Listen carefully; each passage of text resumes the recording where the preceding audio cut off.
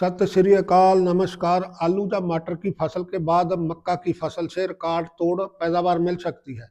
कुछ एक जरूरी नुक्ते होते हैं जिनको अगर हम सही तरीके से अप्लाई करेंगे तो मक्का की पैदावार में काफ़ी इजाफा किया जा सकता है। गीली मक्की का उत्पादन 75 से लेकर 80 क्विंटल तक का बड़े आराम से लिया जा सकता है। जो किसान मक्का नहीं उगाते, मक्का की खेती नहीं करते, उनको शायद जो असंभव लगता है, पर जो बिल्कुल सच है। बहुत सारे किसानों के द्वारा 75-80 क्विंटल तक मक्का का पैदावार लिया जाता है।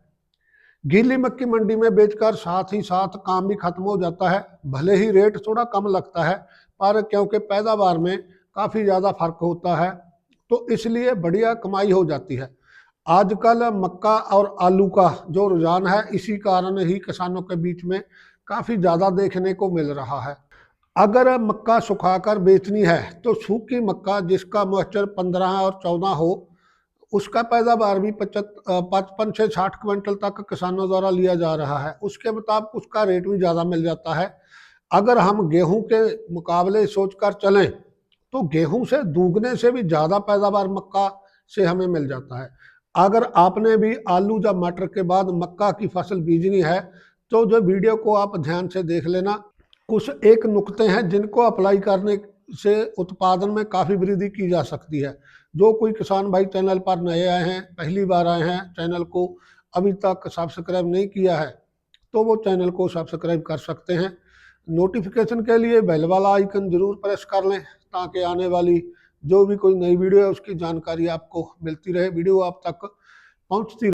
तो किसान भाइयों, मक्का का उत्पादन ज़्यादा से ज़्यादा लेने के लिए सबसे पहली ज़रूरत सही किस्म का चुनाव है, क्योंकि बाज़ार में काफ़ी सारी किस्में चलती हैं, काफ़ी सारी किस्में बढ़िया पैदावार भी देती हैं, पर सबसे ज़्यादा जो किस्म किसानों में लोकप्रिय मानी जाती है उनमें पायनियर कंपनी की 1890 और 1899 है।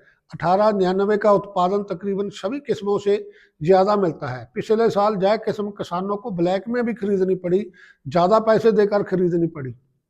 बायर कंपनी की भी 2-3 किस्में आती हैं जो काफ़ी ज़्यादा पैदावार देती हैं और किसानों में बहुत प्रचलित भी हैं, जैसे डेकालव 9108 है, डेकालव 9208 है। इन किस्मों का पैदावार भी बहुत ज़्यादा है। इन 4-5 किस्मों से जो भी किस्म आपको मिलती है वो आप लगा सकते हैं, पैदावार की कोई कमी नहीं आती। बाकी अगर आपको जय किस्में नहीं मिलती तो और भी 1-2 प्राइवेट कंपनियों की किस्में मिलती हैं जो किसानों में काफ़ी चलती हैं। एडवांटा की भी कुछ किस्में आती हैं जिनमें काफ़ी अच्छा उत्पादन देने की क्षमता है, जैसे PAC 751 है, PAC 741 है, एक स्पेशल जनवरी फरवरी मास के लिए PAC 746 है। बाकी आप अपने एरिया में जो किस्म चलती है उसके बारे में अपने डीलर से पता करके ले सकते हैं। पर एक बात ध्यान रखें, बीज हमेशा पक्के बिल के साथ भरोसेमंद डीलर से ही खरीदें। अगली बात, बुआई का सही समय। कई किसान जो जल्दी बुआई कर देते हैं, जो किसान मटर की जो अगेती किस्म लगाते हैं वह खेत जल्दी खाली हो जाते हैं, तो मक्का को भी बीजने में जल्दबाजी करते हैं। कई बार किसान जनवरी जो मास है उसे में ही मक्का की बुआई कर देते हैं। अगर मौसम थोड़ा गर्म हो जाए तो चल जाता है, नहीं तो कई बार ठंड ज़्यादा होती है तो मक्का की जर्मिनेशन में प्रॉब्लम आ जाती है, मक्का का जर्मिनेशन प्रॉपर नहीं होता। तो इसलिए ज़्यादा जल्दबाजी मत करें। सबसे बढ़िया जो समय होता है फरवरी के पहले सप्ताह से शुरू हो सकता है। 10 फरवरी से 25 फरवरी तक सबसे बेस्ट समय मक्का के लिए माना जाता है। आगे किसान मार्च तक भी बुआई करते रहते हैं, मार्च के पहले सप्ताह में भी बुआई करके आप अच्छा उत्पादन ले सकते हैं।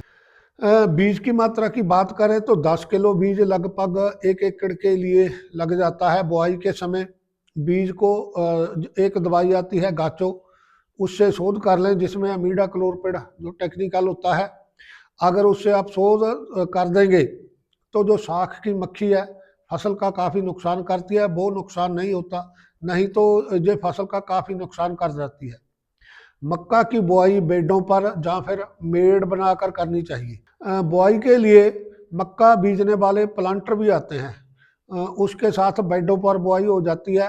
एक बेड पर 2 लाइनों में बुआई हो जाती है। लाइन और लाइन का जो फासला वो 2 फीट का होता है। और पौधे से पौधे का जो फासला लगभग 8 इंच का होता है। ये जो मशीन है बेड पर बड़ी अच्छी तरह बुआई कर देती है। बीच में एक खाली बन जाती है, उस खाली में पानी हम छोड़ देते हैं।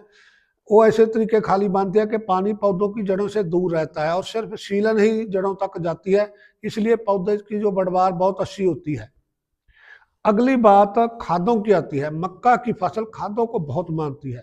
आलू में काफ़ी सारी खाद इस्तेमाल की जाती है। अगर आलू की फसल के बाद हमने मक्का लगानी है और खेत हमारे अच्छे उपजाऊ हैं तो भी हमें 1 से 1.5 बोरी डीएपी की डालनी होगी। जो मटर वाले खेत हैं वहाँ डीएपी ज़्यादा डालनी पड़ेगी, कम से कम 2 बोरी, नहीं तो 2.5 बोरी डालें। क्योंकि मटर में बहुत ज़्यादा डीएपी हम इस्तेमाल नहीं करते, तो जहाँ पर डीएपी हमें ज़्यादा डालनी होगी, कम से कम 2 बोरी तो डालनी ही होगी। 2 बोरी से कम इस्तेमाल मत करें। और मक्का के लिए पोटाश बहुत ज़्यादा ज़रूरी होता है। 20 किलो म्यूरेट ऑफ पोटाश, जिसे हम नमक मिर्च वाला पोटाश भी बोलते हैं, जो लाल रंग का आता है, वह इस्तेमाल कर सकते हैं। अगर वह ना मिले तो एसओपी मिलता है, अगर तो फिर आप 25 किलो डालें एसओपी, जिसको सल्फेट ऑफ पोटाश बोलते हैं। और साथ ही 10 किलो दानेदार सल्फर भी डालें, जो बेंटोनाइट बोला जाता है, जिसको जड़ों के विकास के लिए बड़ा मदद करता है। जड़ अच्छा डेवलप होती है। बुआई के वक्त यूरिया डालने की कोई ज़रूरत नहीं होती, क्योंकि नाइट्रोजन की ज़रूरत हम डीएपी से पूरी कर लेते हैं। काफ़ी सारा डीएपी डालते हैं। दूसरे पानी के वक्त यूरिया की ज़रूरत पड़ेगी, उस वक्त यूरिया की 1 बोरी 1 एकड़ के हिसाब से हम डाल देंगे। उसके अगले 15 दिन बाद बाबू झंडे निकलने के पहले 1 बोरी और डालनी चाहिए। 2 बोरी यूरिया से काम चल जाएगा। पहला पानी तो हम बीजने के साथ ही लगा देते हैं। दूसरे पानी के बाद मक्का में कई खरपतवार या नदीन हो जाते हैं, उनको कंट्रोल करने के लिए अपने पास एट्राजीन दवाई आती है, जिसको एट्राटाफ भी बोलते हैं, जो चौड़े पत्ते वाले खरपतवारों को ख़त्म कर देती है, जैसे इटसेट वगैरह है। एट्राजीन या फिर एक और दवाई टैम्बोट्राइन भी आती है, जिसमें 2 टेक्निकल होते हैं, उसका भी स्प्रे आप कर सकते हैं। इस दवाई से खेतों में जो सभी तरह के नदीन खत्म हो जाते हैं। कुछ खेतों में ना मोथरा एक बड़ी समस्या होती है, वो किसी दवाई से कंट्रोल नहीं हो पाता। तो अगर कुछ खेतों में मोथरा आपके खेतों में है तो एक सैंप्रा दवाई आती है, सैंप्रा दवाई की आप स्प्रे कर सकते हैं, उससे आप इस मोथरे को कंट्रोल कर सकते हैं। आगे कीड़े मकोड़ों के बारे में बात करते हैं। तो गोब की सुंडी मक्का की फसल का बहुत नुकसान करती है। उसके लिए हमें 2 या 3 स्प्रे की ज़रूरत पड़ सकती है। वह ज़रूरत के मुताबिक हम अगली वीडियो में बात आपके कर लेंगे, क्योंकि वीडियो थोड़ी लंबी हो जाती है तो किसानों को मुश्किल हो जाती है, लंबी वीडियो नहीं देख पाते। तो भाई किसान दोस्तों, अगर आलू या मटर के बाद आप मक्का की फसल लगा रहे हैं तो मक्का की जो 4-5 किस्में हमने बताई है, उनमें से जो मर्जी किस्म आप चुनकर बीज सकते हैं। बाकी डीएपी और सल्फर पोटाश ये खादें ज़रूरत के मुताबिक ज़रूर डालनी है, तभी पूरा उत्पादन जोड़ा आपको मिल पाएगा। क्योंकि मक्का की फसल खादों पर ही निर्भर है, काफ़ी सारी खाद मक्का की फसल को डालनी पड़ती है। याद रखिएगा, अगर आलू के बाद मक्का आप बीजने जा रहे हैं तो 1 से 1.5 बोरी डीएपी डालें, 20 किलो पोटाश और 10 किलो दानेदार सल्फर। अगर मटर के बाद मक्का की फसल बीजनी है तो आप 2 बोरी या फिर 2.5 बोरी तक डीएपी का इस्तेमाल करें। बुआई हमें पता ही है, मक्का वाले पोलांटर से करें तो अच्छी होगी। बाकी बातचीत हम अगली वीडियो में दोस्तों कर लेंगे। तो भाई दोस्तों, आज की वीडियो में इतना ही। अंत में सभी किसान दोस्तों को सत श्री अकाल, नमस्कार।